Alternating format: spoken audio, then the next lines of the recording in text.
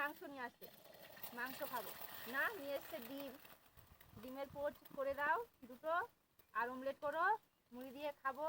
আমার কথা তো একটাও শুনবে না, কি বলবো আর। এখন পোচ ভাজা করো, অমলেট করো, শুকা শুকা অমলেট দিয়ে মুড়ি খাও, আর কি কথা শুনলে তো ভালো লাগে। ডিমেরও তো দাম অনেক, 8টা ডিম নিয়ে এসছে, 8টা ডিমের দাম এখানে আছে। হাইরে ধুমা, বাতাসটাও আমার সাথে শত্রুতা করছে, কেউ আমার সঙ্গ দেয় না। হাইরে আমার কপাল রে। এখন 2টা ডিম পোচ করো, আবার পেঁয়াজ কেটে অমলেট করো, জ্বালা শেষ আছে, জ্বালা শেষ।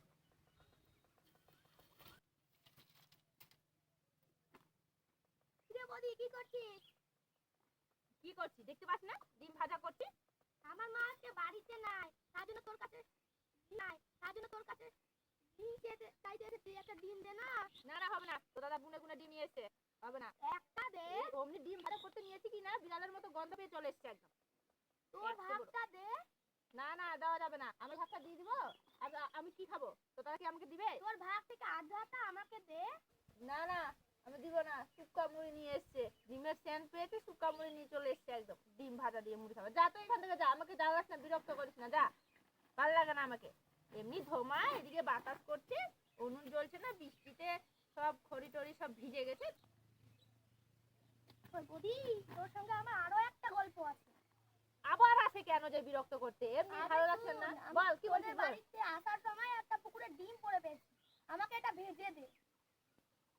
তুই আবার কোথায় ডিম পেলি? আরে আমি পুকুর থেকে এদিক পুকুরের পাশ দিয়ে আসছিলাম, আর ওখানে একটা ডিম পড়েছিল। ওখানে ডিম পেলি? ভেজে দিব। হ্যাঁ আমাকে পেঁয়াজ দিয়ে ভেজে দে, ভালো করে ও ভেজে তো দে। পেঁয়াজ দিতে পারবো না, আমাকে অত খাটাস না তো, আমি পোচ করে দিচ্ছি। তুই আমাকে পেঁয়াজ দিয়ে ভেজে দে। ঠিক আছে ভেজে দিচ্ছি, এরপরে আর জ্বালাবি না, ঠিক আছে?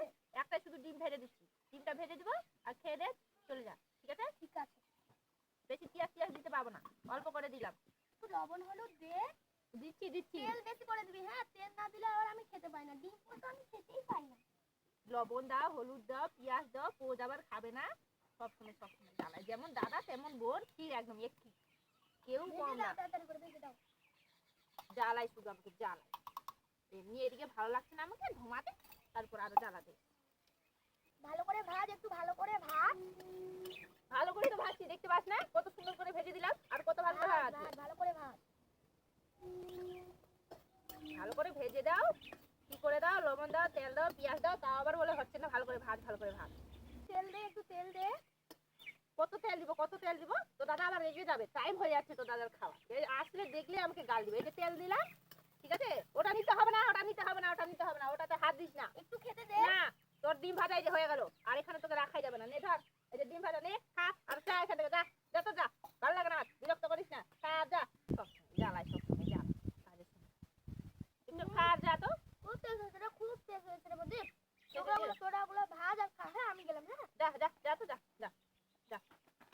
এগুলো এখন আমাকে পেঁয়াজ কাটতে হবে।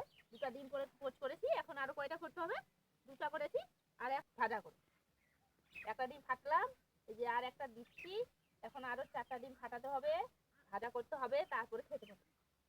4টা ডিম, এখানে 2টা ফাটালাম, এখানে 3টা, তো 5টা হলো। আর একটা ডিম কই আমার? আমাকে তো 8টা ডিম এনে দিয়েছে, কি ব্যাপার? এখানে তো ফাটানো ডিমগুলো, এটা ডিমটা ওই নাকি হাঁসের ডিম কুড়িয়ে নিয়ে আসে, আর এগুলো 4টা, এখানে হলো 7টা, তার একটা ডিম কই আমার?